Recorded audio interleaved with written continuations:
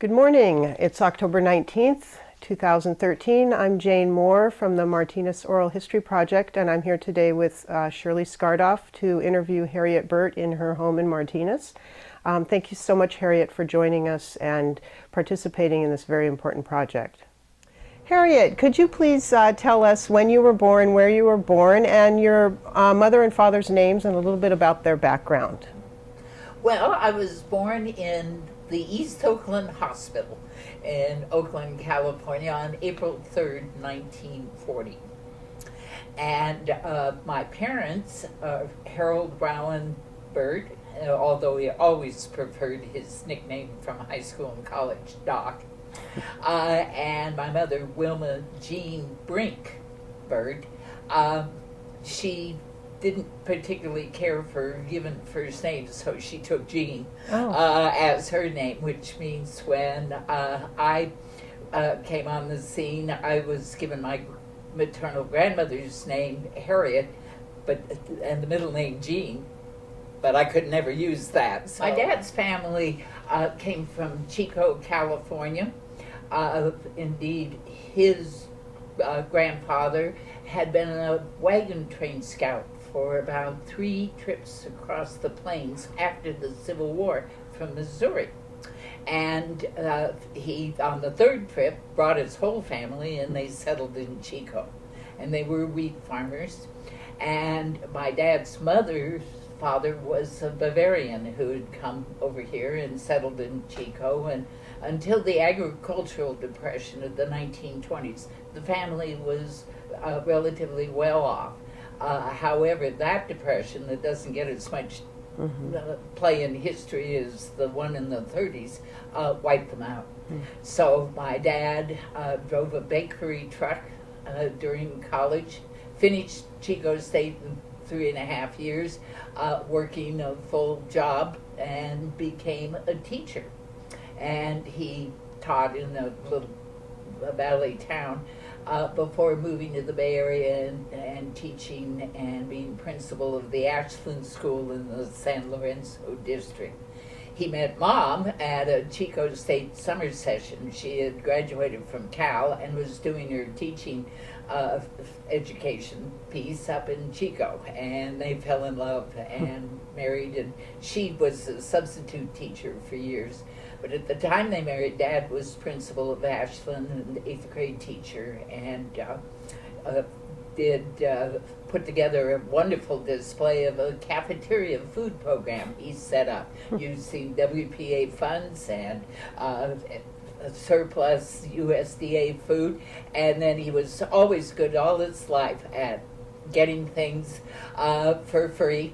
And one of those main things was going to all the ice cream manufacturers in the Bay Area and getting their surplus ice cream, or the ones where the food dye was out of sight and nobody wanted to buy pumpkin ice cream that was fluorescent orange.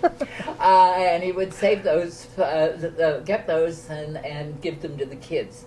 It was the middle of the Depression. San Lorenzo is a very poor area. He did create an unintended consequence. The kids put on so much weight. For many of them, it was their only hot meal of the day. That he had another problem. They had to find clothes for these kids. Anyway, it was a really wonderful experience, but he couldn't make enough money teaching to support a family, and so he left teaching reluctantly when the war came. But he came back to it in the later part of his life, teaching refrigeration service skills to students at Laney College. And he loved doing it. And he loved mentoring me as I became a teacher here at Martinez Junior High. My mother was raised in Winters, California, and her family raised apricots. And during the 30s, there was an early type of apricot, and he my grandfather would harvest it and ship them in refrigerated cars back to New York, where they would be the first fresh fruit in the New York market each year, unless Georgia peaches were early. If Georgia peaches were early, that was not a good year. So growing up, it was probably high school and even more likely college before I realized that every time my father said to me, I hope you never have to go through anything like the Great Depression. On the other hand, it would do you good if you did. My mother was saying before the war, everything tasted better, Jell-O was better, things were cheaper, people were nicer, the whole world was much better before the war. And I think I was in college before I realized they were both talking about the same decade. Interesting. It very much was.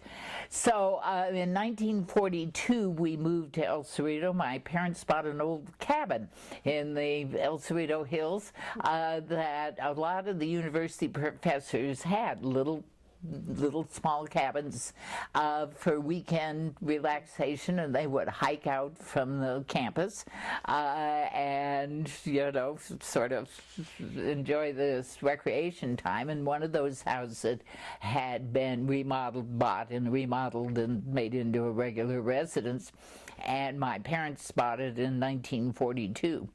Was in what I always called the slums of Kensington. So I went to Kensington School, where I was never happy, and I didn't fit in, and I had to take the bus, and I couldn't draw, and I wasn't any good at kickball, and I had no child skills. I was even lousy at jacks, for crying out loud. So anyway, I grew up in El Cerrito. My dad, in the meantime, left teaching, which he loved, and decided was not accepted by the military during World War II for color blindness and whatever else. So he got himself a job in the shipyards and learned to weld. Oh. He was really an amazing man. In the Richmond shipyards? No, actually in Oakland. Oh, okay. And he worked for Moore Dry Dock and so forth. And a lot of us are either very skilled in cerebral things or in mechanical things. He could do both. Wow. So he decided that since supporting a family on a teacher, even a principal's salary, was so hard, and they wanted to have another child, that he would go into whatever the up-and-coming thing was, and he decided that was heating and air conditioning, refrigeration.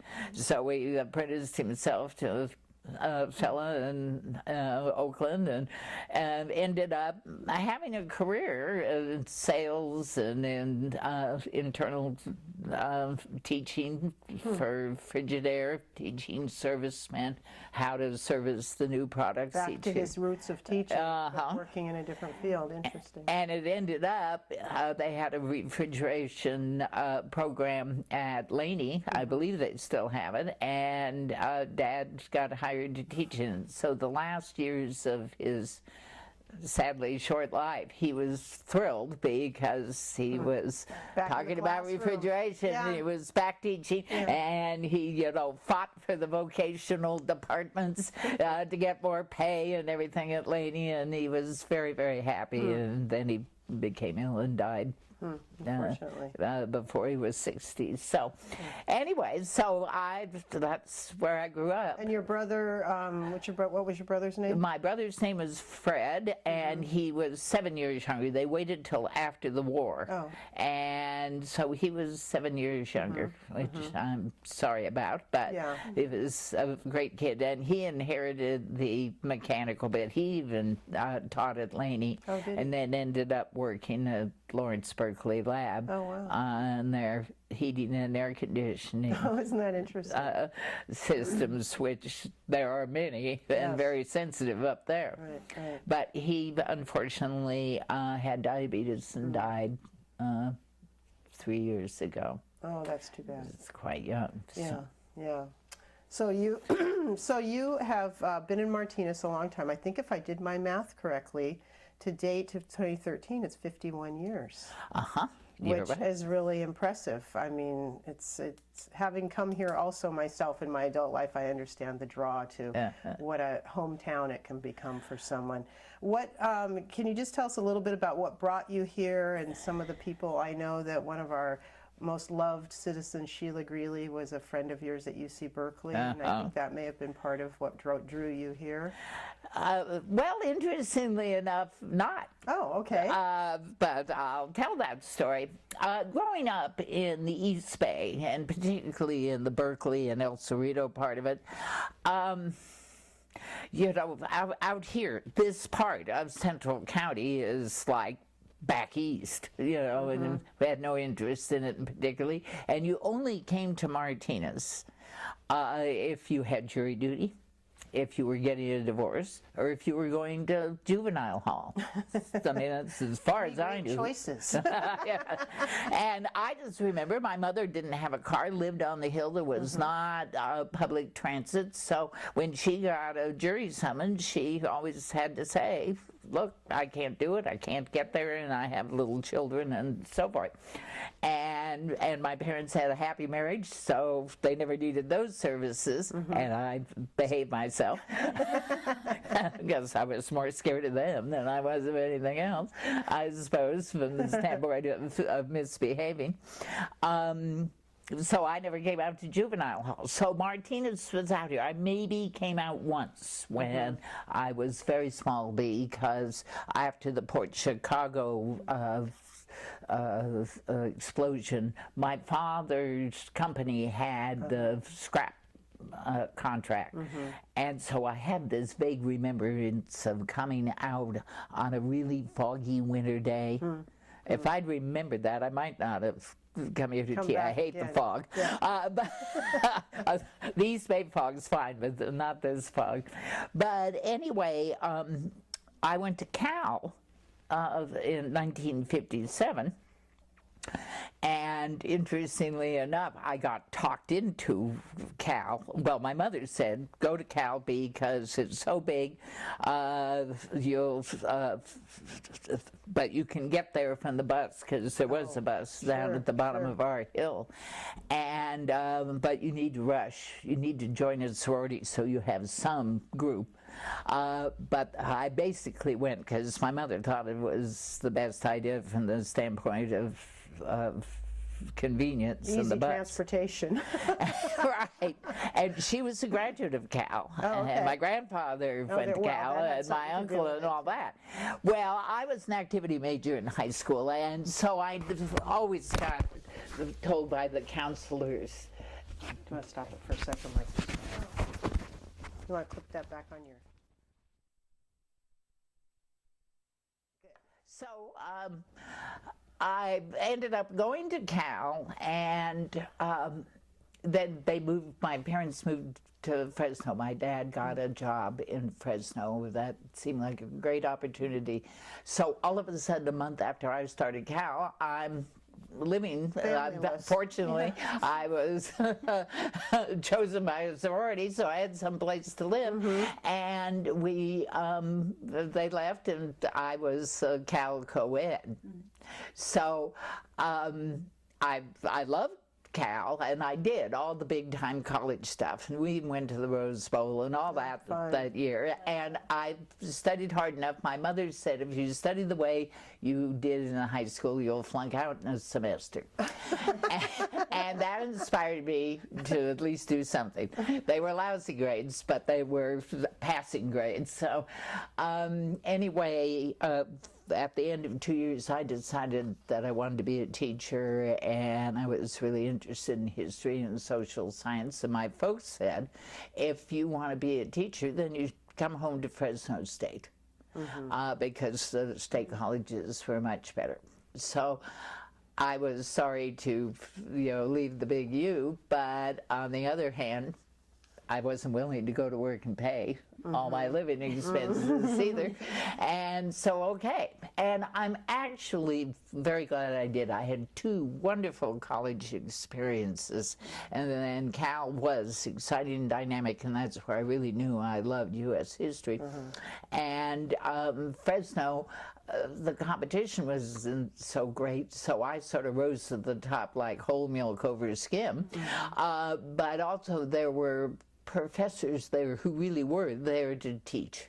And they didn't want to do publish or perish or get in that very political atmosphere. So I actually got better grades my last 2 years of college than I did any time since first grade. And at the same time, there was a sorority down there that I only knew one person. And she took me around and had me eat lunch with them. And they were great gals like the ones I'd known, including Sheila at Berkeley. So I became an honorary member of Delta Zeta and didn't have to go to house meeting and state day and all that garbage. And it was great fun. Perfect. And I made dear friends there. Fresno was really a great experience. And I have friends who really feel that it's much better to have a degree from the university, my dear. Well, you know, having one from Fresno State never stopped me from doing anything I wanted to do. Right. But the and I love the experience there. But I could hardly wait to get out of Fresno. And so in 1962, because you graduated 1 year and then secondary, you would spend another year getting your credential. And so in spring of '62, I needed to find a job. And by that time, my parents had moved back to the Bay Area. Boy, they're one step ahead of you, though. That's right. They set the tone there. And anyway, that was in the middle of the baby boom school explosion. So they had big employment fairs at all the college campuses. And John Spade came down to Fresno and to interview candidates for all levels. I mean, he was doing it for the whole district. And who was John Spade? He was principal of Martinez Junior High and had come here himself from Cal as a young teacher in 1940. Okay. I used to tease him and say, well, I was born the year you came here. And then there was a certain point where that wasn't so funny to me anymore. So I stopped saying it, by which time he started saying it. Yeah, right. And so he had been a very popular Spanish teacher at junior high and at high school, and then went into administration and had been principal here for a year at the junior high. And so anyway, he interviewed us all, and he ended up hiring 3 of us, or recommending to the Alhambra Union High School District, Martinez Elementary District joint boards that we be hired. And so I came here in September 1962 with the idea of being here 2 or 3 years and then going down to San Jose, which of course was booming and where many of my friends from college had gotten jobs.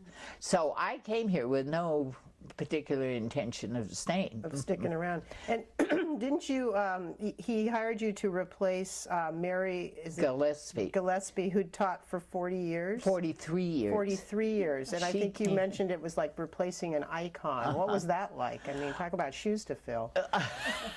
You're right. If anybody could do it, Harriet, though, it was you.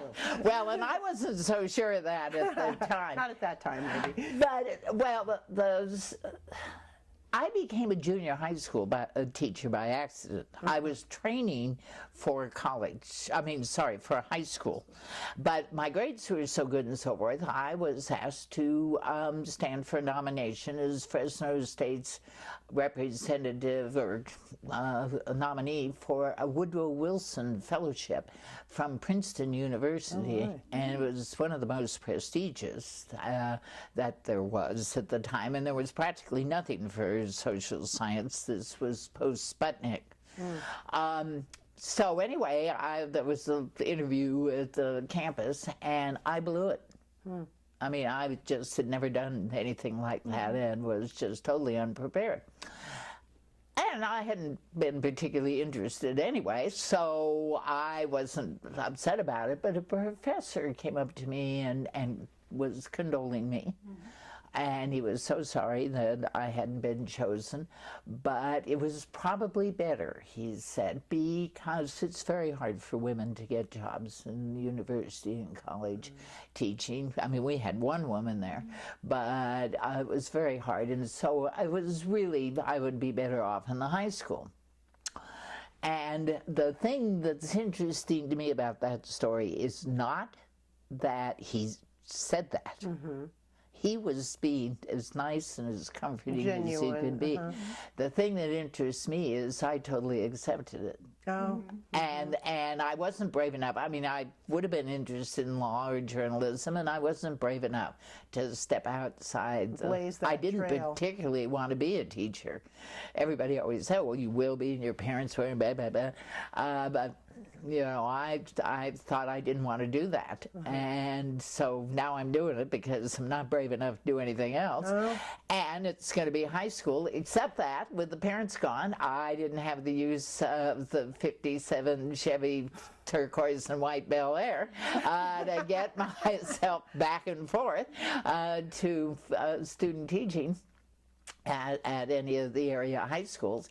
But there was a bus that went from the Fresno State campus, the 2 or 3 miles to downtown to an old junior high. And what a lucky thing for me. First of all, I had fabulous master teachers, one who did a lot of projects, and she was very good at control and so forth. And then this other one who was just probably more traditional, you know, in terms of read the chapter on Monday and answer the questions on Tuesday and talk about it on Wednesday, have a movie on Thursday and a test on Friday. She was probably more there, but she was just really wonderful with the kids, and at one point, and had great classroom control. And at one point early in my experience, she looked at me and said, "You're losing control of that class. Go in there and get control of them." And I was more frightened of her than I was of them. These are junior high age students, terrifying on their own. And the perfect grade for me. Oh, good. High school would have been too cool. But at the junior high, that enthusiasm, that out there kind of, you know, personality, and I loved it, and it matched very well with me.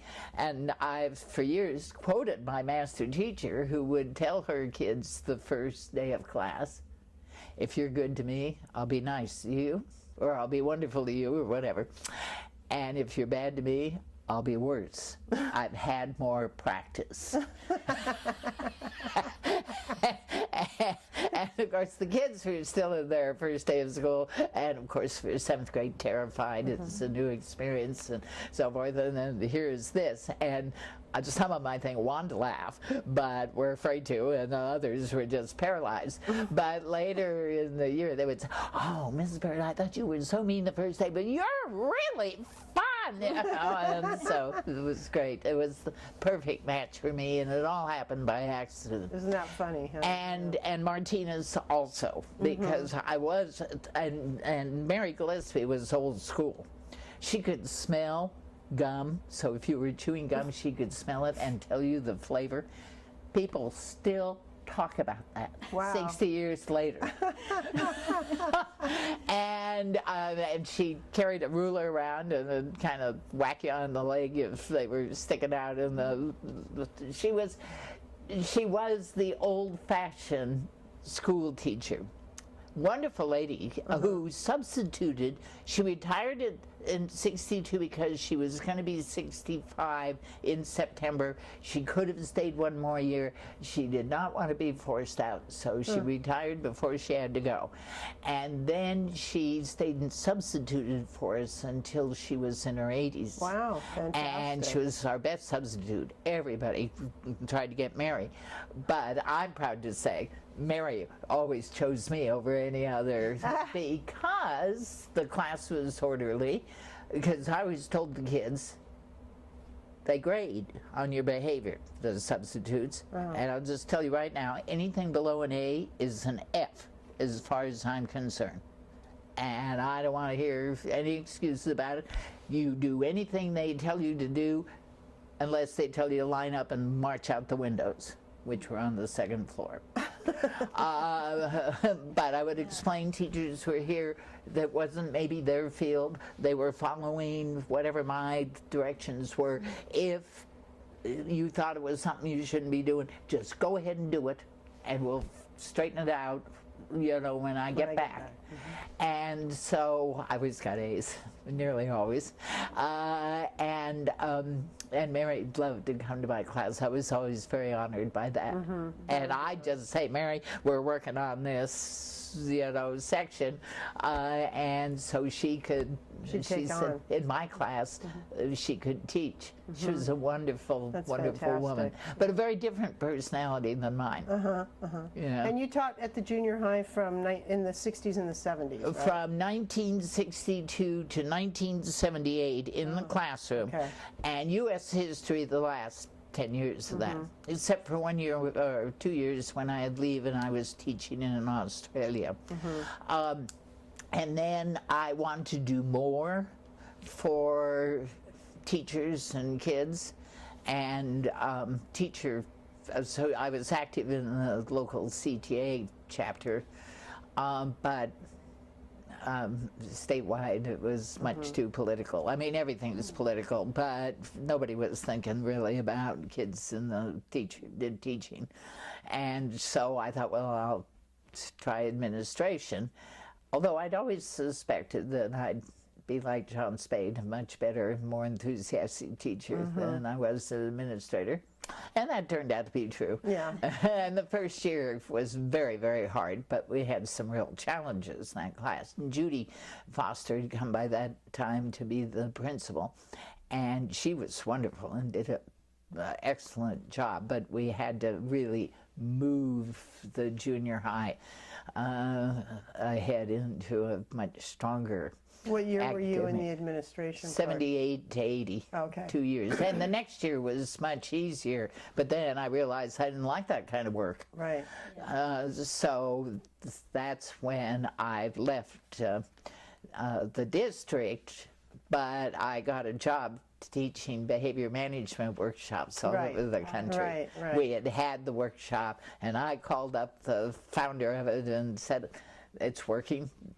That's what everybody does, as teachers, as managers, as parents, what we all do at our best in behavior management, dog training, the whole thing, military, all of it.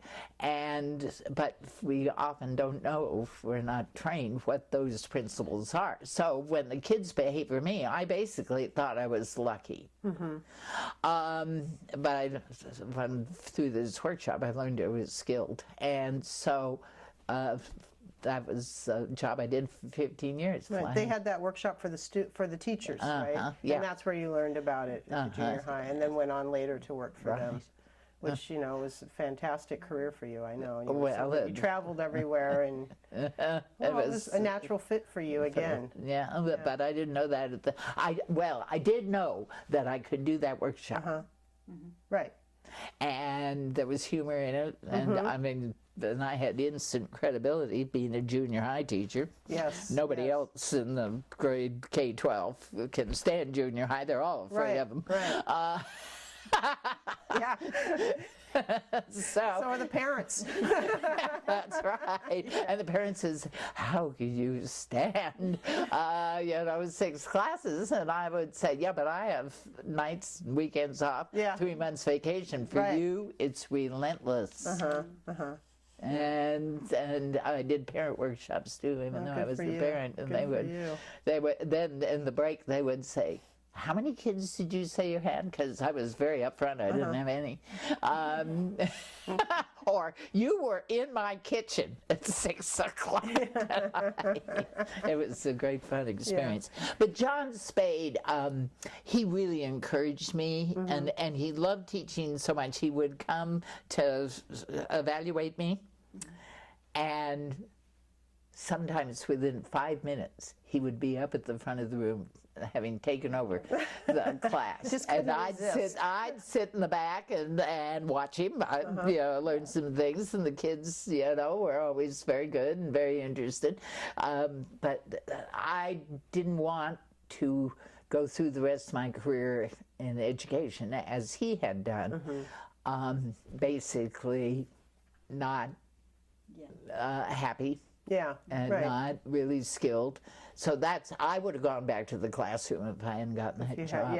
Yeah. So you just went teaching into a different area.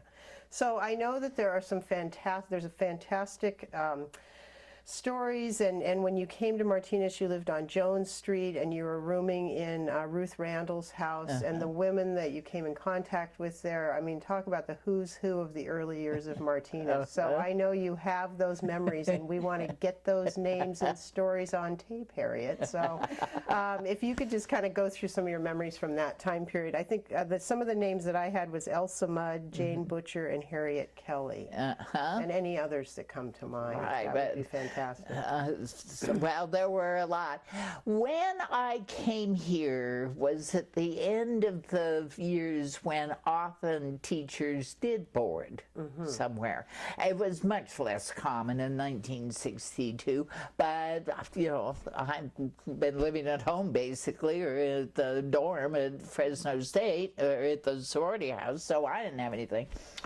And so someone, and I can't remember if, I didn't think it was Sheila. I think maybe John Spade said, well, Ruth Randall, who lives on Jones Street, right across the street, is boarding out of rooms to teachers, and the counselor, Edith Brass, who lived in Oakland normally, lived there during the week. And so I thought, well, why not? Now, I do want to say, Sheila, as you know, Sheila Gurley and I were, Sheila Boyer and I were college roommates at the sorority and became friends there. She really didn't influence me coming to Martinez. It was totally, I was going the first place that hired me. Okay. And it happened to be Martinez, and I thought, oh, that's great, because I do know Sheila and her folks, and so tremendous. Happy coincidence. But yeah, it was a happy coincidence. And I don't even think they were involved in suggesting Ruth Randall. I think it did come from the school. However, Sheila, the Boyer house was right down at the end of Jones Street. And Court Street, so that was cool. And so I saw Sheila and Dolly and all that as I was moving in. Ruth came from Iowa, and she married a fella who was from a Concord family, and in all the histories of early Concord, you always see E.P. Randall and so forth. Well, E.P. Randall Jr., I think, was Ruth's husband, and he was an engineer at Shell. And of course, Shell had started in 1915. And so by this time, when was that? 45 years it had been in town. He had retired and had died a year or two before I came to town. And Ruth was lonely, and her two boys were grown up and so forth, so she rented out her rooms. And it's a cute little house, and so I was right across the street from the junior high. Ruth was probably the first older woman who taught me that just because you're old and not doing so much now doesn't mean you never did anything. And I think it's kind of easy sometimes to fall into that in community organizations, and you see some of us coming in and it's kind of, oh yes, nice old lady, and you apply to them, but you have no idea that they, like Ruth, founded the junior high PTA in the 1920s. And Ruth could tell me the social life of the town was divided into the Shell people, and they tended to party and recreate and so forth together. The Pill Hill people, who were the doctors and the pharmacists up on on Thomas Drive. So Rampoldi, the doctor, and Keller, the druggist, and all that. And then the long-time farm Alhambra Valley people, and the business and county official people were a third group, and that they didn't have a lot to do with each other socially. In the social thing, they all came together for town stuff, but basically that's how it was. However, the women did get together through schools, and Ruth made friends as a young woman with Jane Butcher, Jane Rankin Butcher. Her dad had to run the Bank of Martinez. She was the first woman hired to be cashier.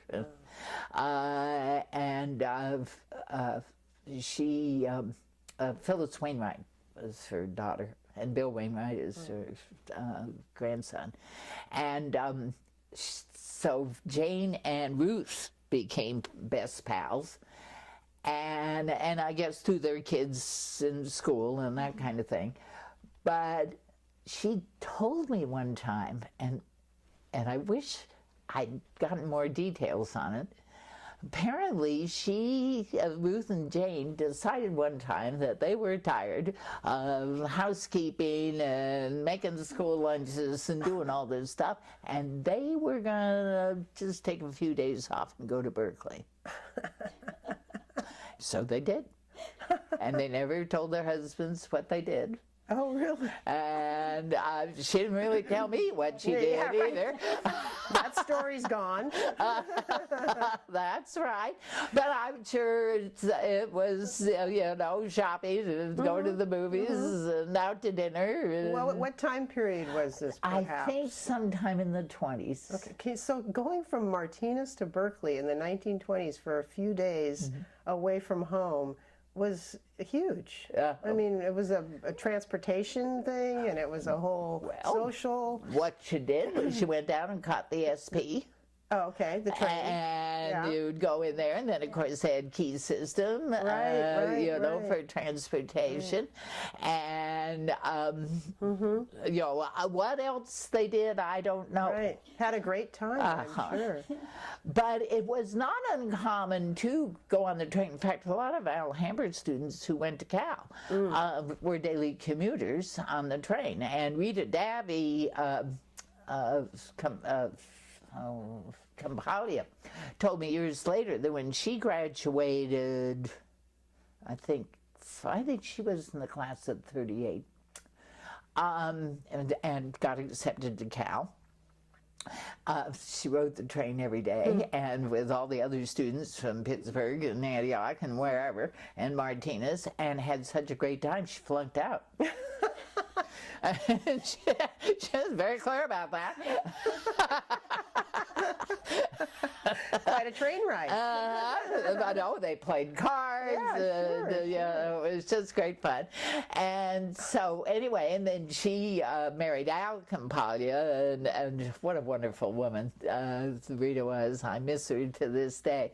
And went to work for the county and raised 3 boys, and a wonderful part of the community. But yeah, she was real frank about it. Too much fun. Yeah.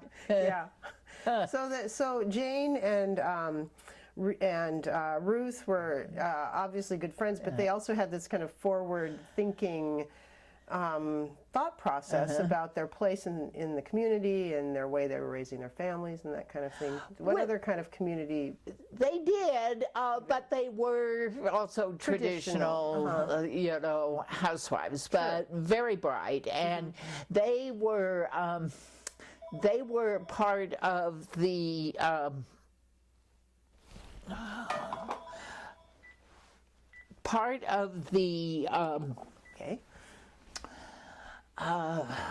Contra Costa University women. Oh, okay.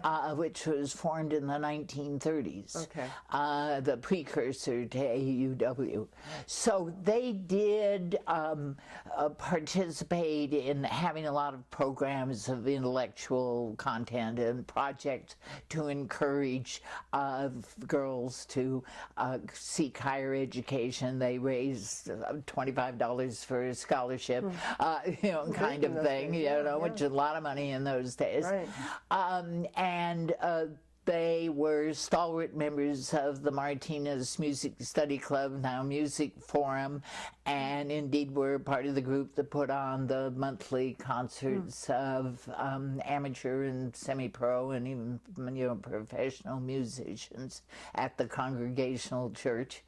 And so they did those kinds of things. I mean, when you think about suffrage in Martinez, it was the women of that class that really were the ones who led the fight for the right to vote in 1911, and their successors did the same in various causes after that. They also played bridge, and that was the major way of social interaction, and was the one, I think, that broke through the Shell social group and the Pill Hill social group and the Valleys social group. The common denominator. And so Jane and they would have been in their 70s, I think, at this point, in 1962. Every Friday, they played cards at Ruth Randall's. And I would go in after school, and there would be Ruth and Jane and Beth LaSalle, Ernie LaSalle Sr.'s wife.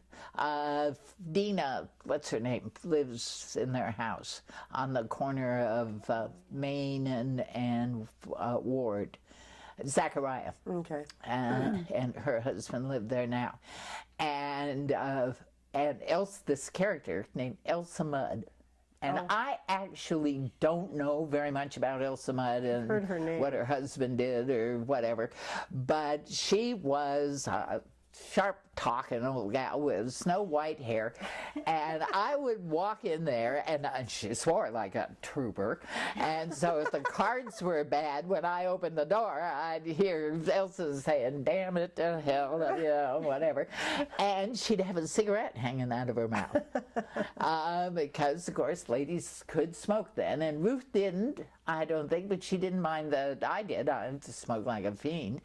But Elsa, was just going at it. And how I got to know more of these women was the Community Hospital Auxiliary had a big bridge tournament, and 64 or 65, and we went all around people's houses, and you'd have one table of bridge, and you could only have finger food. And so it was highly organized. It was organized by one of the younger women who was running the town at the time, Lori Laird, Charlie Laird's wife.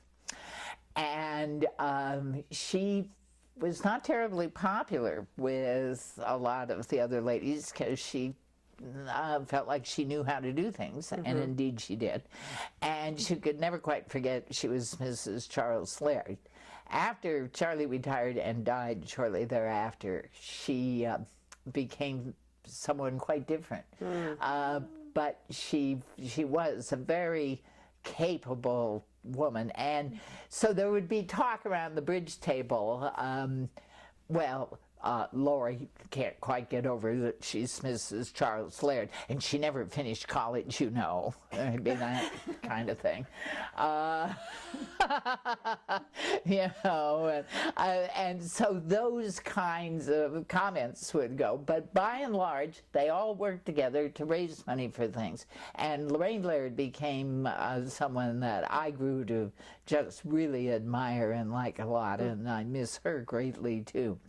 She's one of the founders of the Martinez Arts Association, and she and Betty Teshi and a lot of others, it was the women who did these things. They had the time because of the cultural thing that it didn't work unless they absolutely had to.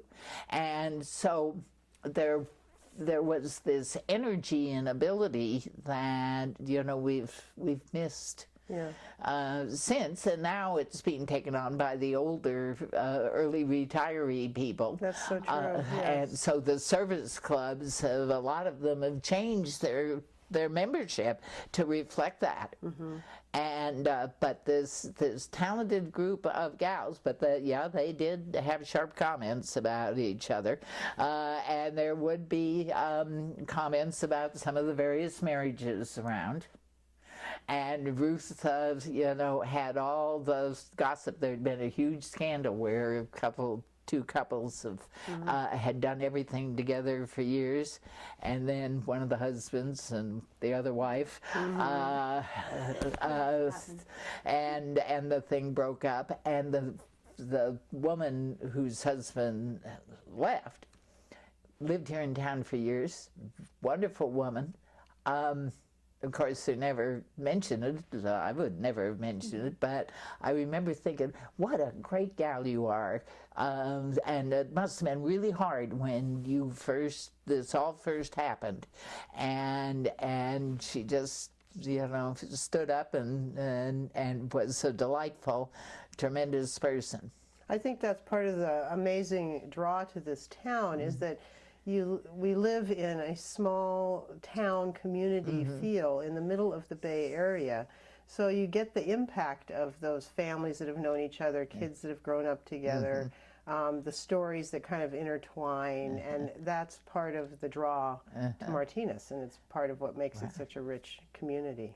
And part of that richness is all the other stories too. That's right. Yeah. Yes, that's and there are some funny ones and there are some tragic ones. Yes. But you know, people rally around, and people heal. Yes. And they go on, and you know, something I say when I'm going through a crisis is, you know, so I got to remember, someday this will make a funny story. Yeah, right. Once I get some perspective. Most of them do. Right. Yeah. Now, you also had a huge part, you had a very important part in the Martinez News Gazette, which you fondly called the Gazoo.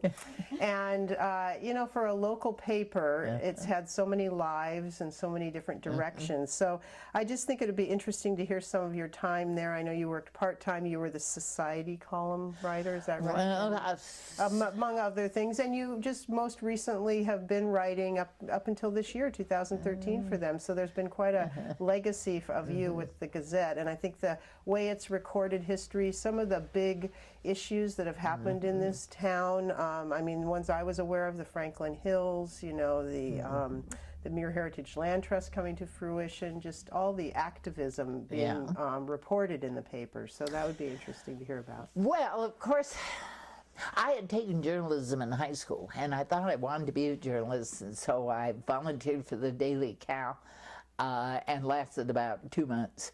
It was too real for me. And so I hadn't done anything with it. And yet, when you come to town, one of those things, and all the I got involved in AFS and in AUW shortly after I arrived, and so they always needed publicity, and I knew the pyramid style. I could bash out a lead and, you know, do all that, and so I would just given the job to do publicity, so I would take down clean copy to the Gazoo. I didn't invent the name, but I've spread it around. Anyway, I would take it down and give it to the, she was called the society editor, now we'd call her community editor, Lotus East. Now, what a name, right? Yeah. Lotus had grown up in Tennessee and had married and ended up out here, and her husband had had a stroke as a fairly young man, so she went to work, and I don't know if she was trained in journalism at the University of Tennessee or not, I don't remember, but she had a southern accent that was just thick as syrup, and she was just this kind of outgoing, outspoken gal, but very attuned to the social stuff. So everybody loved Lotus, and I know when I first met her, it was the 1964 election, and Barry Goldwater was running, and she started talking politics in the southern accent, and I just sort of went, well, here it goes. And she was more liberal than I was. And so, okay, don't judge a talker by the accent. But anyway, I would take that on the public. She'd love it. She'd print it as, she had no staff, so it was tremendous for her to get that. So I was down there once in a while, and I wasn't doing too much publicity anymore.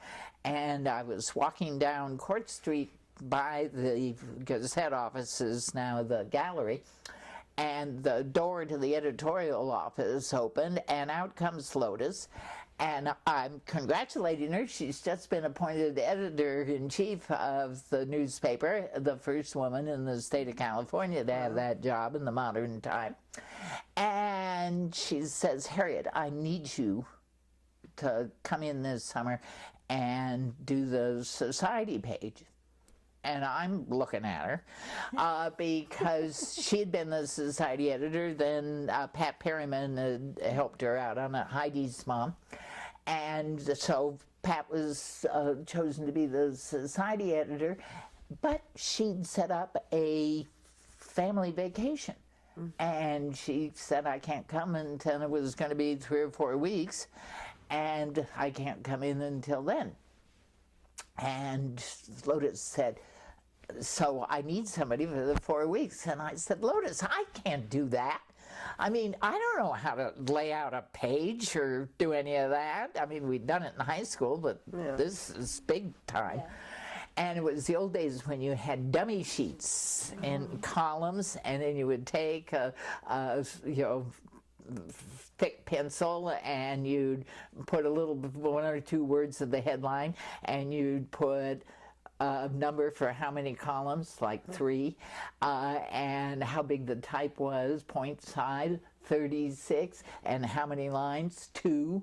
And then you'd figure out how many inches the copy would take on the paper. I mean, it was sort of a ratio of words to a paragraph, or to an inch. And so you count down the numbers on the side, which were representing inches, but were in fact not. I mean, they're just little spaces. And so you draw an arrow down from the bottom of one column to the other, whatever. And then you would send that over with the copy, and in the back shop, they would put it together. Well, I had no idea how to do that. I'd never done that. And so I was saying, I can't do that. And then, well, Lotus basically said, you can't, and you have to. And you will. Yeah, it was pretty much like that. So that started my career at the Gazette. And, actually, I was not bad at the layout. I mean, by today's standards, it wasn't that great, but by newspaper standards at the time, it was fine. And I knew to avoid some of the pitfalls. I mean, headline writing, for example, one of Lotus's favorite stories was Nova Walters, who was president of the Martinez Women's Club, came in one morning fuming because Lotus had written a little story about the Women's Club was having a Mother's Day brunch or breakfast or something, and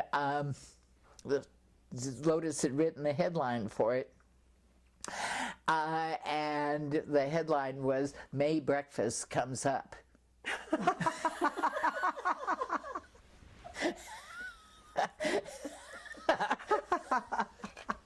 Oops. Well, Nova was really mad. And Nova tried to bully me around a bit, and was somewhat successful, but not terribly. And actually, she ended up being very nice to me because I was young and didn't know any better anyway. But so it ended up being a great experience. Yeah. Then I was invited back every summer, and the next year, '70, I was going to Australia. But they were doing a special business edition. Newspapers in those days would do special editions on a topic, and this was Martinez Progress or something, right in the middle of when we were not having a lot of progress. And so I wrote a lot of the copy. You'd write some history and about the clubs and whatever. And so I did that, and then I went off to Australia, and when I came back, they still needed, I was vacation relief for everybody. So from 72 to 78, I was the editor. I was everybody but the sports, the society editor, and we had one or two reporters in those days covering the news, because then the Gazette was a 5-day-a-week paper, and that counted as a daily.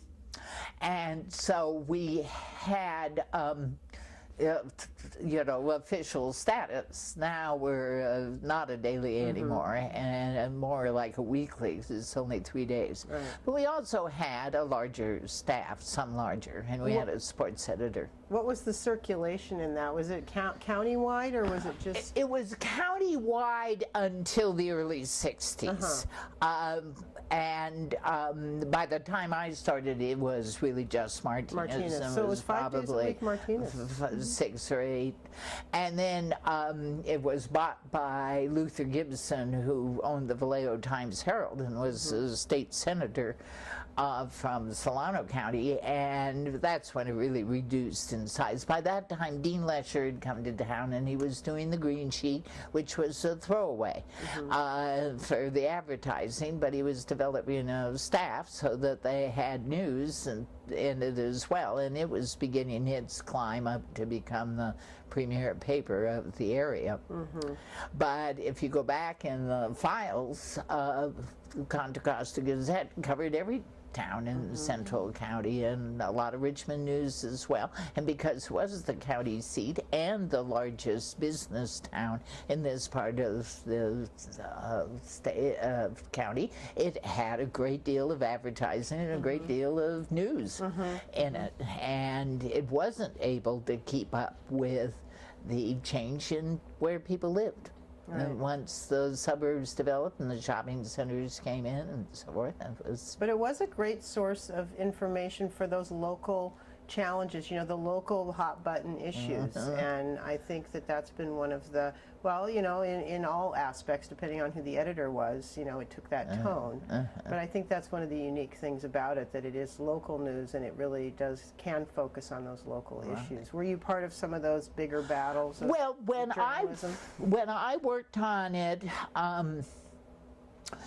as a sub in the 70s, I would go to the Board of Soups meetings and the City Planning Commission and the school board and whatever, depending on who was on vacation. So I was a tiny bit of the larger coverage, just filling in. In the 80s, when Bob Osmond was editor, and we had a sports editor, and we had 2 general news reporters, and we had the community editor, me, I was also the education and the feature editor. So I covered the school board, and indeed, that was when they were running the bond for the high school, and I feel I had a great deal to do with that passing. Good for you. Yeah, well, actually, there were lots of people, and Peter Langley did a wonderful job as chair, and people were ready. There was a great campaign. But I did the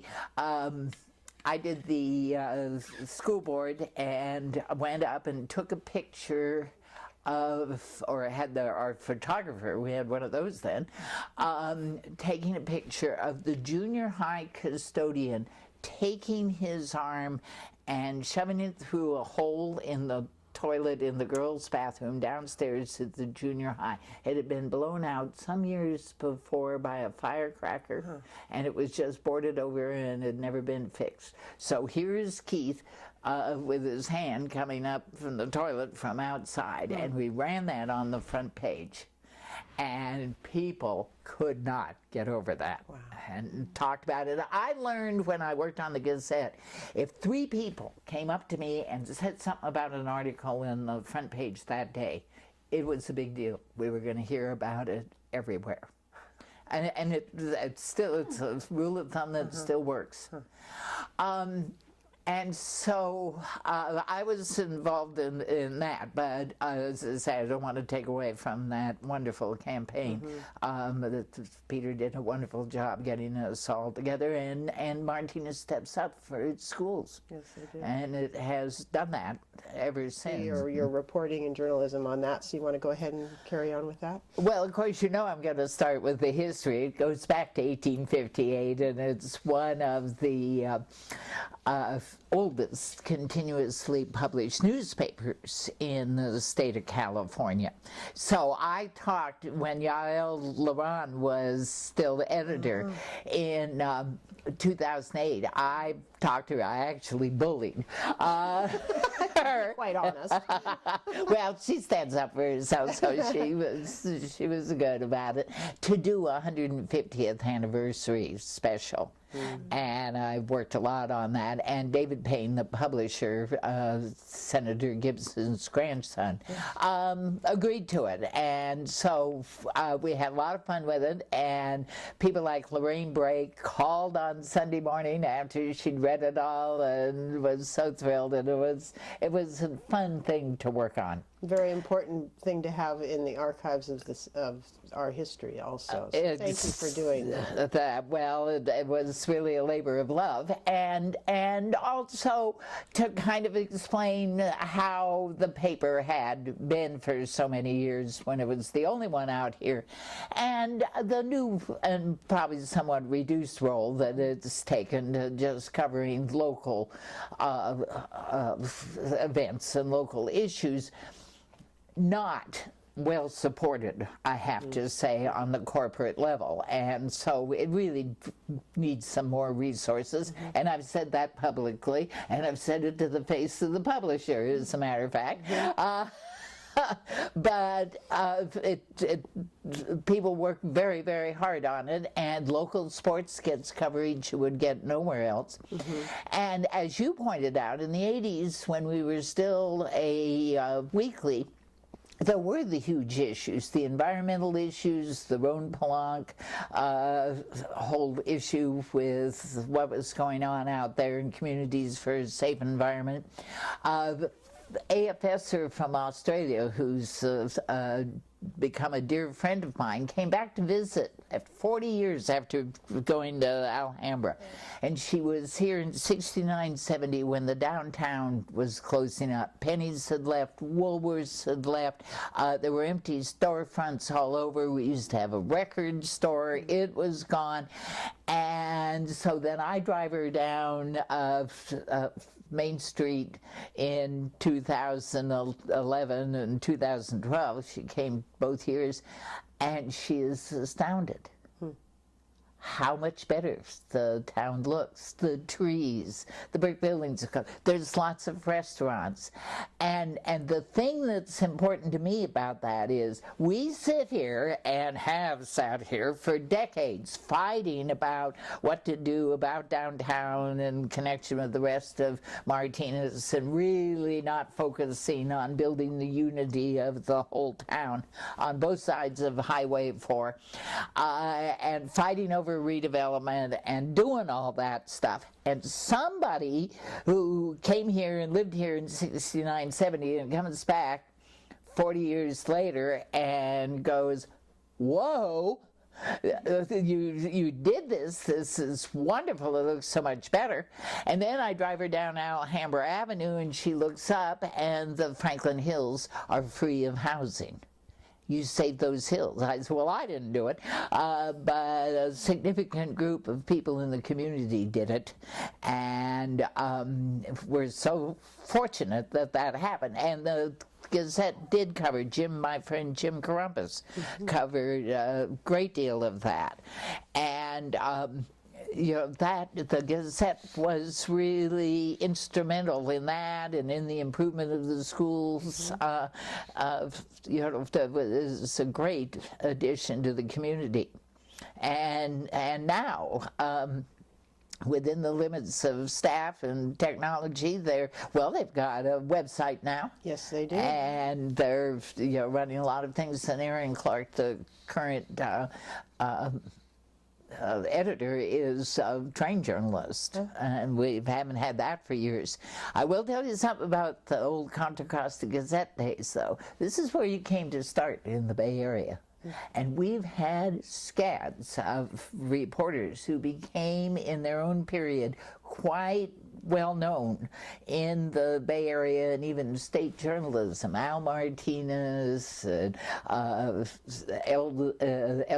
Duringer, you'll remember, Mark Sandalow, they all started here at the Gazette, and for years it was the Farm Club for the Trib and the Cron. And indeed, when I worked on the Gazette in the 80s, the Oakland Tribune still had a bureau here. The Richmond Independent had a bureau here. KCBS had and still does have a bureau here. They were all, the Contra Costa Times had a bureau on Main Street, and there was the Gazette.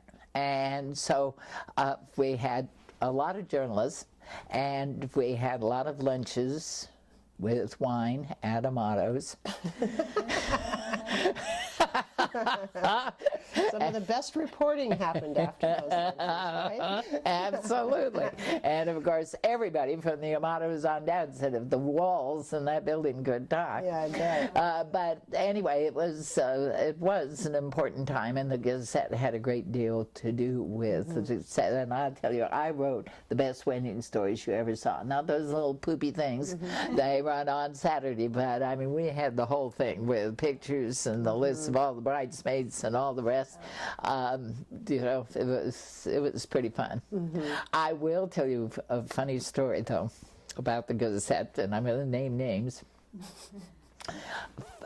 Willie Bergakis was a student at the junior high, and he was a kid who always got in trouble. He had this great big smile. He still has it, and but he probably was not as good as he should have been in his behavior. And he got in a lot of trouble in a lot of the other classes, but somehow he didn't in my class, and that happened quite a lot. I have no idea what that says, but at any rate, we did fine. And but as he grew up, he really got into serious trouble, and he spent a fair amount of time in jail. And one day, when they used to take all the prisoners from the jail to the courts, he was walking back to the jail with the deputy in his orange, and he was chained up. And I'm walking up by Court Street by the library, and Willie sees me and says, "Hi, Ms. Burt." And I say, "Hi, Willie," as the deputy goes for his gun. So anyway, we just moved on. Well, sometime around that time was the big Mount Diablo. Oh, I guess it was in the 70s, come to think of it. I was working there in the summer when this happened, and he was in jail. And they had the prisoners go out and fight that fire because it was on the north side, and Clayton was threatened, and it was really a big deal. And so one of our photographers, I don't know if it was Pam Biaggi or who it was at that stage, went out and took a picture of the prisoners on top of a fire truck, and they were going to do something. And there's Willie, smiling and, biggest life. And I have to tell you that his mother came into the Gazoo the next day and bought about 10 copies to send to the family. And of course, she'd been defending him for years, so. That's great. Well, I was going to say that one of the best features of a small town paper is that any parent who has a child in sports can pretty much be sure their child is either going to be in the paper in a parade or in a sporting event or something, or have their name mentioned, and it's great. You know, it just really is fantastic for the family to have that kind of history also. So you see, even Willie. That's great. I know. And bless his heart, he's living back in town, and he's still sweet, friendly, and glad to see you. You know. Loves to run into you on the street. Sure. That's right. At the farmer's market, I know. Well. Anyway, well, that, you know, that's just another testament to the archival rich history that we have as a city, but also that you've helped contribute to. And I know you've said before that your love of history is so important, and you're passionate about it. And I know as teaching, you wanted to be able to bring that in, and it's part of what makes this town so great. And you've talked about it a little bit. Do you have any other thoughts about the history of Martinez, or what makes this place so unique that people, you know, lessons learned, or people want to step up to be leaders in this town, things like that? You know, the town is interesting in a number of ways, and one of them is that it is so old. I mean, it is the first town in Contra Costa County, and we became the county seat because that's the only place there was to have one. I mean, there was no competition, you know, about it at that time, and we grew up as the main town. Government-wise, for area going from here to Richmond, from Brentwood to Richmond, rather. And when I was on the city council, one of the city managers, one of the other towns, said, really, the county should have been set up on a north-south line. That if you look at Richmond down to Fremont, that's a similar area of economically, physically, the whole way. And indeed, it should be Martinez to Dublin or Pleasanton or certainly San Ramon, north-south, and East County, Pittsburgh and Brentwood, Byron. And because it wasn't done that way, we have these counties that go east-west from the urban suburban to what was the agriculture and now is suburban and government, and to what remains of our agricultural heritage. So that has been a blessing and a deterrent for the cities as they've grown, and as land has been developed and the use of it has changed. So for a lot of people, Martinez is still where you go for jury duty or a divorce or a juvenile hall. It's still that way. And I've sensed that from the jurors, you know, as I start talking to them.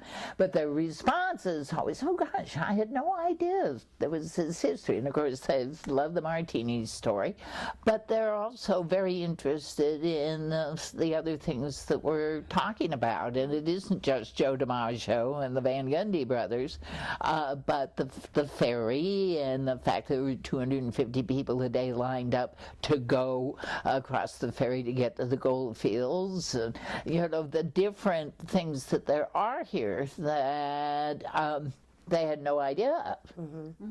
And so they do look at the town in a new way. And tell us a little bit about what you're referring to when you're talking to the jury. Tell us that that role that you play as the ambassador of our wonderful city. Well, and my friend and former student Barbara Chambers does the same thing. A lot of people know Barb from not only Alhambra class of '73 and growing up here, but she was the deputy county recorder until she retired recently, and very very much a spark plug in Martinez. And we, Main Street, well, I started in 1985 when I worked on the Gazette, and of course we were through another Main Street committee type thing, trying to get people interested in coming downtown. So I suggested that we go up and talk to the jurors, and I did every Monday. And then those days, Monday was the main intake day, and so I'd go up and do it. And I did it during the 80s until I left the Gazette.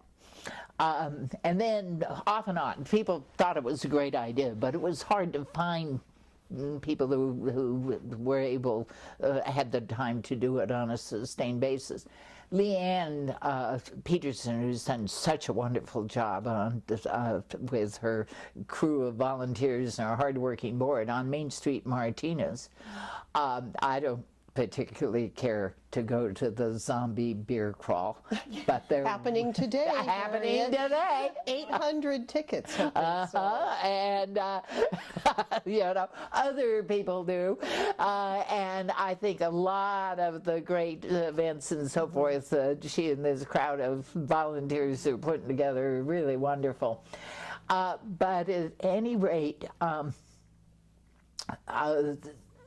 when she heard about going to the jury and everything, she started doing it again, did it herself even, and tried to get people to do it, and came to me just a couple of years ago and asked if I'd And just for people who don't know what it is, so tell us what you do.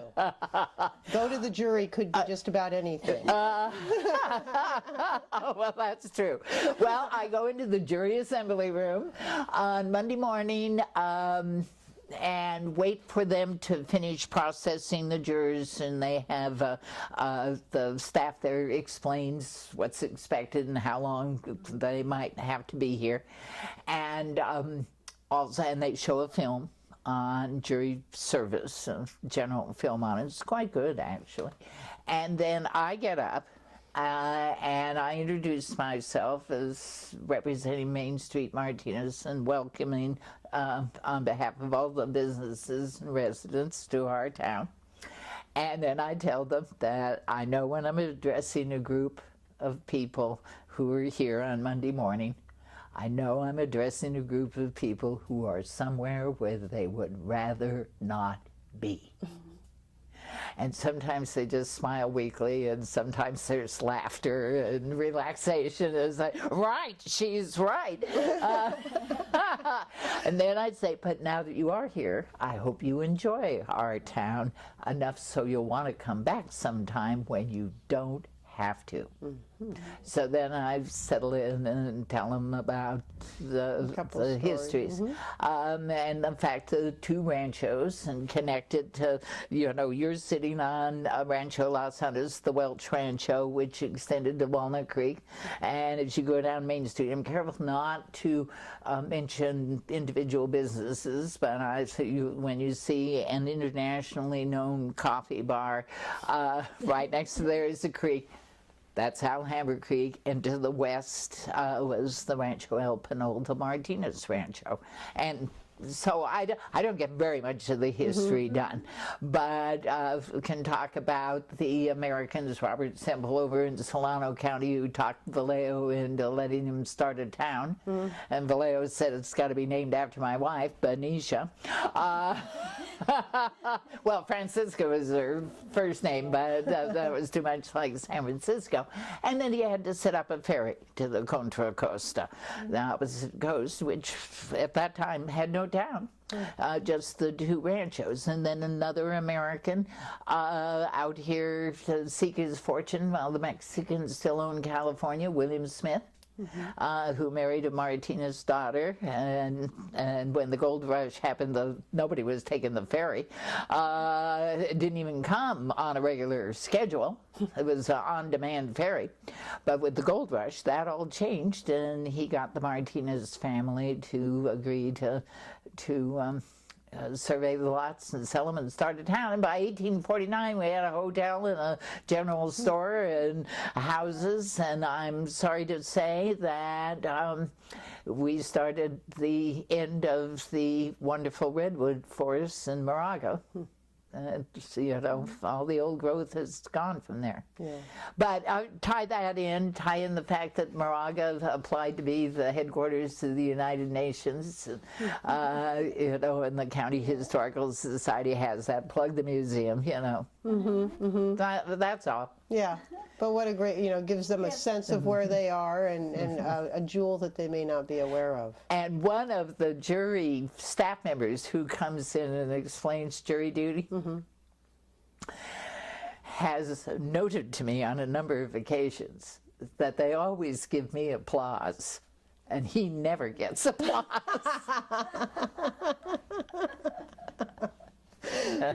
Well, that says a lot right there.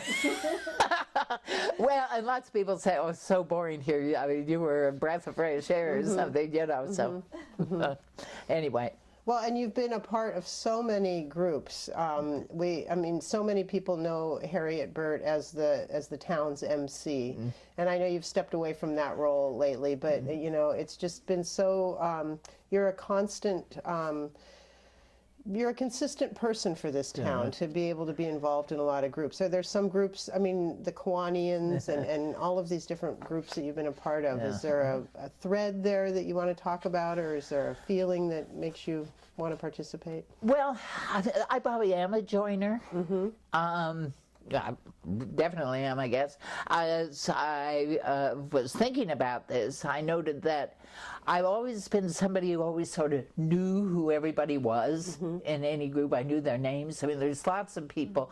In fact, my friend Andrea Blackman, we went to elementary school. But we weren't really friends. She lived in one part of the area and I lived in another, and she was shy and I was klutzy. I don't know. I should never have had to go to grammar school. I should have just gone straight on to adult school. And I had students like that who I knew were having a tough time really in the school thing, and they should just be able to go on to adulthood. I came into my own in junior high. And it was because I wasn't afraid to talk, and I knew people, but I wasn't any more popular than I ever had been. I mean, the cheerleaders at my high school reunion still remind me that I'm not in. I didn't even go for That's years. because they don't live in Martinez. But so I'm somebody that really seeks out belonging to a group and being part of a group and working with other people. And there are lots of folks. I just probably push the button a little harder because I'm willing to speak in front of a group. And that's probably the big difference. But a town like this, and that's what new to it love so much, like you, Jane, have mentioned several times what it meant for you to come here and live.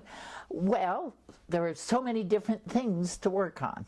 And so energy that we have, if we're looking out towards the larger picture, this is a place where you can do it in ways that's harder for some of the larger towns. Yes. Like, and a lot of the same people, the good, wonderful people, participate in the different groups. I mean, there's a crossover, which I guess is a common thread of that characteristic of people. That's probably true. And working for me, teaching school. Yes. Then I got to know the parents, and then my kids as adults in the community, and working in the Gazette, particularly covering everything. And Lotus and I became really dear friends, and so I knew a lot of the folks like John Nedgley when he was going with Maggie, the hostess at the Holiday Inn, who then became Margaret Lesher. So I always knew a lot of that gossip. And then also, working on the Gazette and covering all the organizations and the social thing. That's how I got to know the Italian community. And indeed, we did a Columbus Day special edition every year. And so I interviewed all these Italian fishermen families, and we got the recipes, we did all that, and every year that came out, and there were fabulous stories. And after about the third one day this little short old Italian guy came in, Mario Giorgerini, and he came in and he's waving his finger and he's talking in broken English to me, and he's saying, you always covered the fishermen, you covered the Sicilians, you got to do the North, we're from the North, and we got a story too. So next year I did the North. And the thing was fabulous. Helen, oh gosh, what was her last name?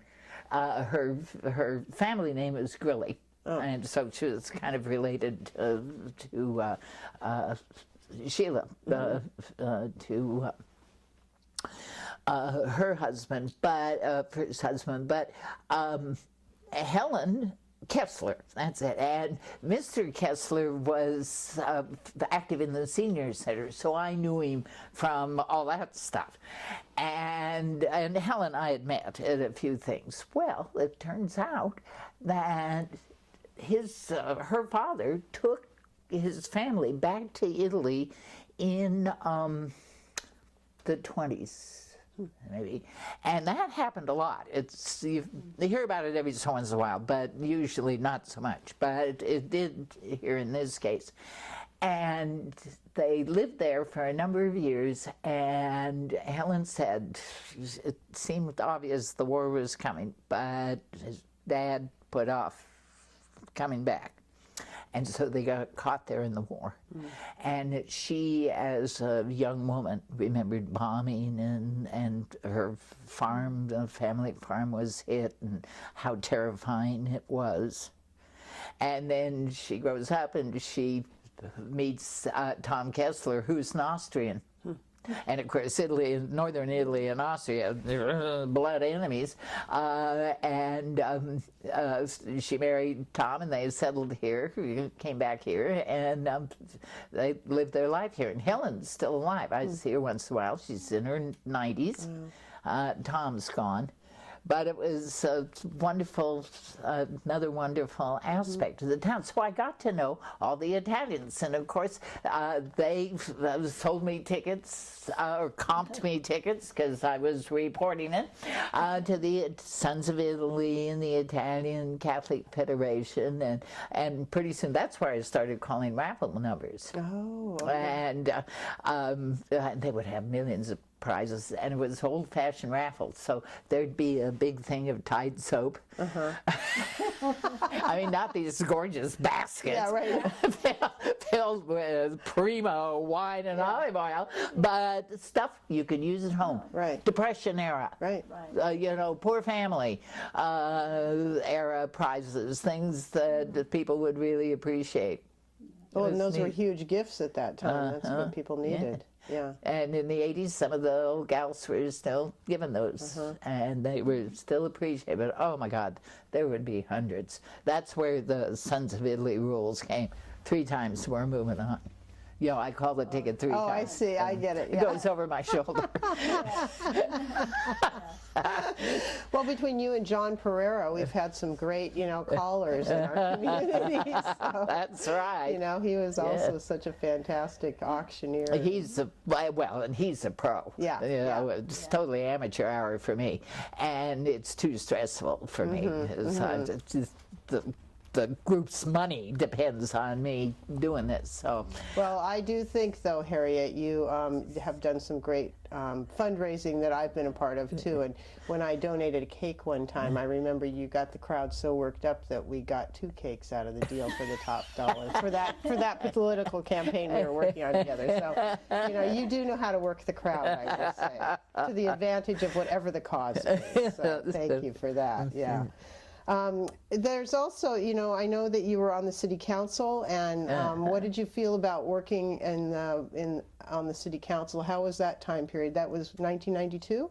92 to 96. What was that like, the whole, you know, being part of that organization and working on behalf of the city? Well, it was mostly really great. I do have some regrets looking back on it, that we couldn't do more to get the downtown really functioning as a group, even as well as it functions now with Main Street. And I know it was so frustrating for both Barb and I, because there would be groups of merchants willing to get together and work and plan these events and so forth. Debbie down at Headways and Fernanda at Franco's and so forth. Would work so hard, and we were giving them all the support we could give. Marsha Raines was the economic development person. Anna Quinn now has taken over that job just recently, and you know, she'd keep these groups together, and we had support in those days from the property owners and so forth, and the antiques were riding a high, and we'd just be ready for the event, and one of my colleagues would go round to some of the businessmen and, well, they're not doing anything on the 500 block, they're leaving you out. Well, we couldn't put booths in the 500 block because there was no stop sign on Alhambra, and cars at Apex around the corner and plow them all down. Pardon me? So we would try to work around and make sure that they had things, but they would call and yell and leave horrible messages about, you said blah, blah, blah. And then I'd call back and say, well, we heard about that and we dealt with it, it's not happening and you're fine.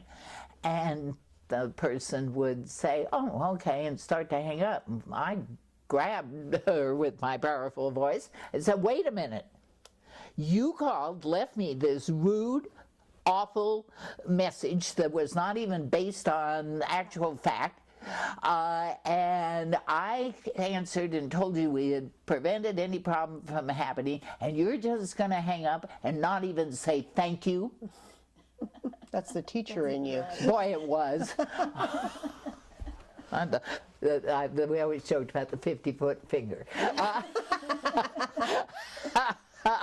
And the kids to this day remember that. But anyway, I mean, I just thought, stop it. And this one council member would go and get them all stirred up, and then pretty soon we had a mess again, and people angry at each other and so forth. And there's still a tendency for that to happen sometimes, but not so much. Yeah. And we really are working in a compared to what it used to be, more united way.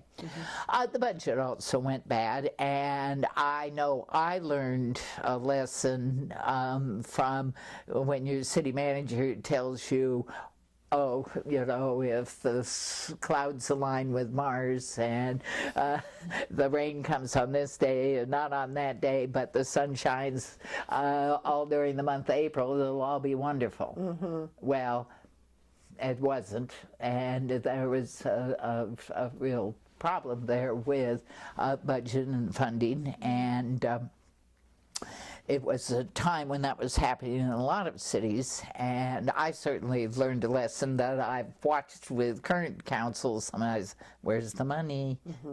But they have done in succeeding years a much better job of, through thick and thin, keeping a handle on the funding coming in. So that was a hard thing. Challenge, yeah. But it was not the reason I did not run. I did not run. I was planning to run for re-election, and there had been quite a few accomplishments that we could point to,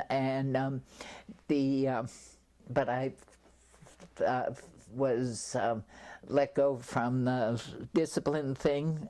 They'd gone to video. And I wasn't going to be as gorgeous on video as I am in person. So, so anyway, and I was beginning to get tired of that anyway, and it involved sales, which I wasn't good at. So they let me go and gave me a very generous severance, which they should have. I'd helped their business a lot, but I appreciated it very much.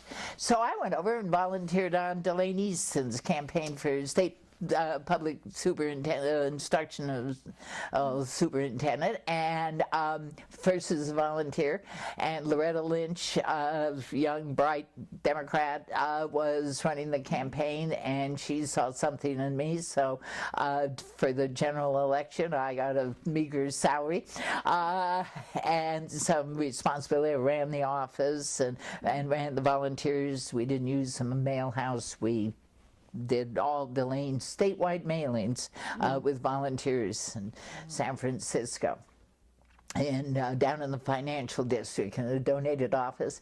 And one day we were setting it up and there was a clunk in the back of the office, an unusual sound. It was quite a big office, and whoever was with me said, "What was that?" And I said, "It was my grandmother turning over in her grave to think that her granddaughter is working in the financial district of San Francisco dressed in jeans."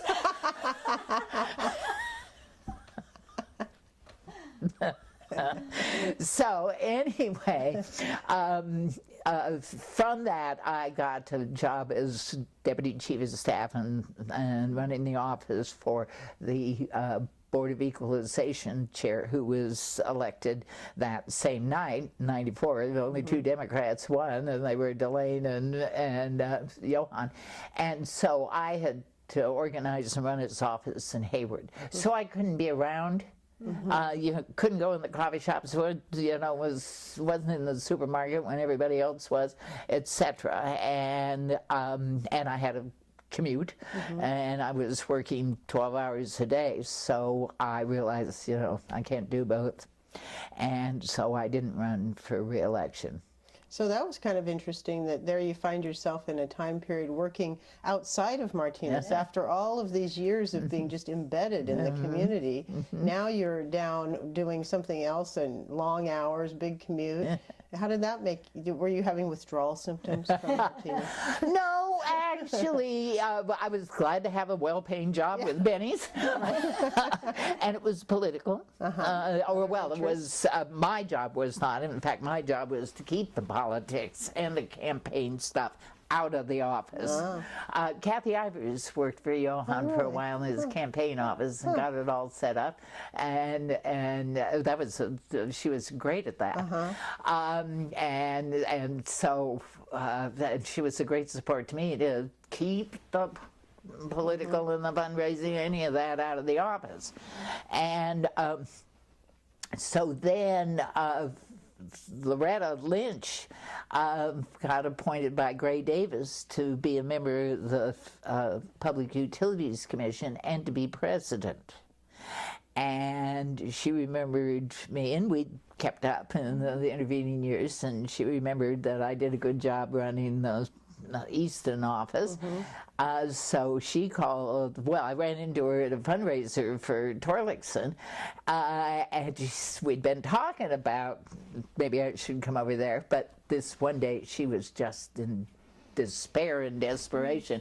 "You've got to come." Well, I was ready to, and we worked it out. So within a month, I was over there as her deputy chief of staff, right in time for the energy crisis. And she was right in the middle of it, and she was absolutely right about PG&E. Absolutely right. They were all right about Enron, and indeed Enron collapsed while I was still working over there.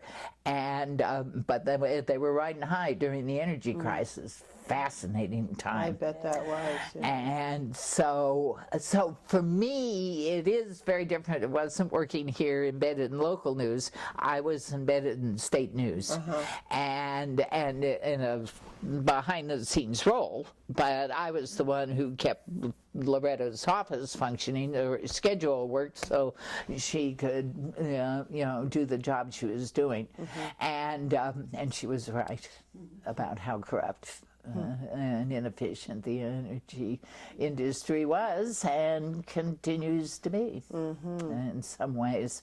So anyway, that was a fabulous experience, but it meant then I was so wiped at the end of the week that I just spent all my time in the garden. I didn't participate that much in the town in those years. And then you went on to do your Master Gardener. Well, that's after you retired entirely? Yeah, and after Loretta's, after a year, the job of public advisor, which is really the link with the consumers and residents and business of California, that job opened up, and I applied for it and got it. And my staff and I really revamped that office entirely, and showed the more responsive side of the PUC. And slipped back a little bit since then. Not my office; they're still carrying the torch for consumers, but the management has. So. But that's my opinion. But at any rate, then I was going to retire, and I was 65, and so I did, and Pat Keeble, who'd worked on the Times for years, became friends with her through journalism and the Martinez Press Corps. She'd taken the Master Gardener class and really loved it and urged me to do it. And so as soon as I retired, I did. And that's been a wonderful, and including Martinez, but the whole county experience. So I've really broadened my connections in the county through that. I'll also use my political connections to help save the program, because the county was going to withdraw seed funding, which Cal required in order to have a cooperative extension. Can you talk a little bit about what the Master Gardeners program is? Because I don't think a lot of people know about it, and it's not just some little, as my friend Bob Bouchard said, a little group of rose growers. It's he found out that it is quite a lengthy process, and he is also a Master Gardener. He His is. wife, Mary Lou. Mary Lou was one before, and basically said, if you're going to be retired with me, you better. But I think it'd be really valuable to talk a little bit about that, so people can understand what it is, because it does involve, it's part of our Martinez culture as well as the Contra Costa County, as you said. Yeah, and a link with our agricultural heritage. Roots, that's right. It's interesting how many people are going back to growing orchards and vineyards in their backyard. Right. Well, as a matter of fact, the Master Gardener program is one of several. 4-H is one. It's a nutrition program, and the County Farm Advisor, who are organized and trained under the University of California Cooperative Extension. All the land-grant colleges, and that was signed by Abraham Lincoln during the Civil War, for crying out loud, were expected to, in return for the grants of land, therefore monetary support they were getting, to provide a great public education at the college level. They were also required to do research and give actual hands-on assistance to the farmers. to the agricultural growers. And of course, in the early days, that's how most people, made their living. So, for example, Frank Sweat, who is John Sweat's son and Peg Plummer's dad, was the county horticultural advisor, and it was a county office, but he worked very closely with the University of California, because anytime there was a new bug, and I went through some of the information the Horticulture Commission put out in the early 1900s on fruit flies and all the rest of it. It was amazing stuff. And so the university programs were very important to the farmers and to, therefore, our economy. As time went on, 4-H, of course, came out and has the cooperative extension sources of information and help and support for youngsters who are interested in agriculture. The Master Gardener program was started in Washington State from the University of Washington in the 70s and spread down here quite quickly, and the Contra Costa program was started in 1983.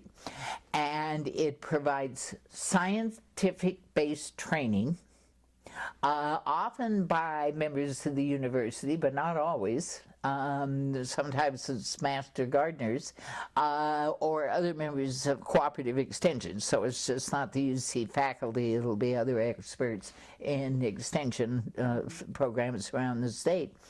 And it's goes from the first week in October to the middle of February, 1 day of class a day, and then lots of research projects and so forth with expert lecturers.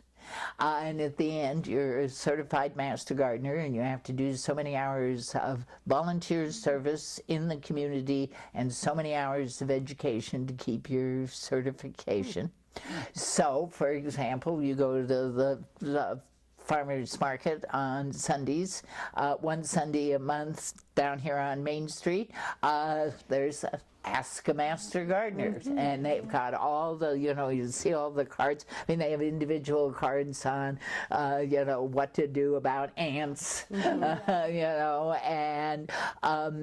different cards about, raising different kinds of vegetables in your yard, all sorts of topics. And the Integrated Pest Management Program, we really emphasize going to the poisons last. And when you do use some kind of a pesticide, make it the safest and least destructive.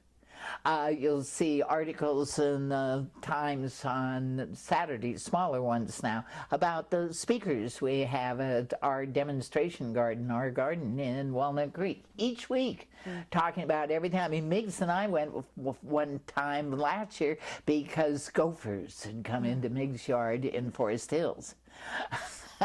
And she was just beside herself.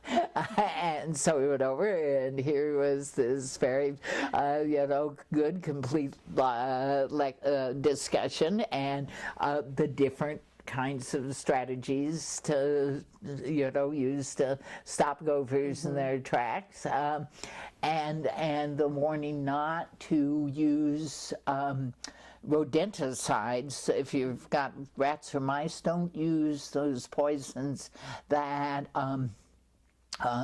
cause the circulatory system to break down in rats. For one thing, it means they'll go back to their nests and go and die under your house, which is unhappy thing to have happen. But even worse is the fact that the other animals and birds that depend on them for food pick up these poisons. The owl population has been considerably hurt by rodenticides, by people using rat poison. And so, but they don't just say don't use rat poison, they try to come up with other ways of dealing with the problem. And because, of course, let's not let the gophers win. Well, and there's a whole history in Contra Costa County of going after ground squirrels. One time in 1910 or 11, Frank Sweat was involved in it, and the state and even the Board of Supervisors. They got funding to hire $10 a day folks to go out with shotguns and walk in a line from Pinole to the Alameda County border. Shooting anytime. They took 3,000 squirrel skins into San Francisco to, be counted, because of course the ground squirrels had been kept, in check all the years of the ranchos and before that, by the bird population. And then of course the farmers come plow up the land so it's easier to dig in and then plant all these tender, tasty things. And so the squirrels did what came naturally, reproduced and ate like fools. And Vince Guys, who's just retired as the ag commissioner, told me that when he came here 40 years ago as a young employee in the agriculture department of the county, they had 5 people who spent their entire time trying to stop ground squirrels, and that they talked about being able to stand in East County and look across the hills, and they looked like they were moving, and it was so many ground squirrels. So anyway, there's all kinds of things going on. But this year, the Master Gardeners had the Sustainability Fair, and we had 33 different groups, including that wonderful urban farmers that came out and harvested 3,300 pounds of bartlett pears and got them to the Monument Crisis Center, the Martinez shelter, and food bank that day.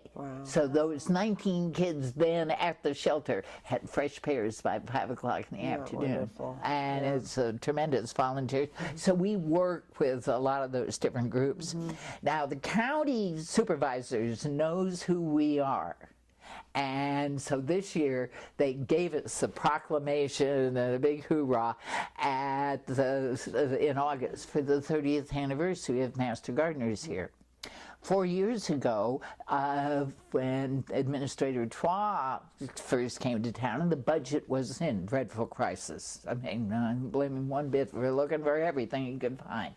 And one of them was the county contribution. They do about 10% in terms of a truck for the farm advisor, one of those old Toyota things, and office space in the old county Board of Education building, and now the library. We share it with the library, and phones and a printer and whatever.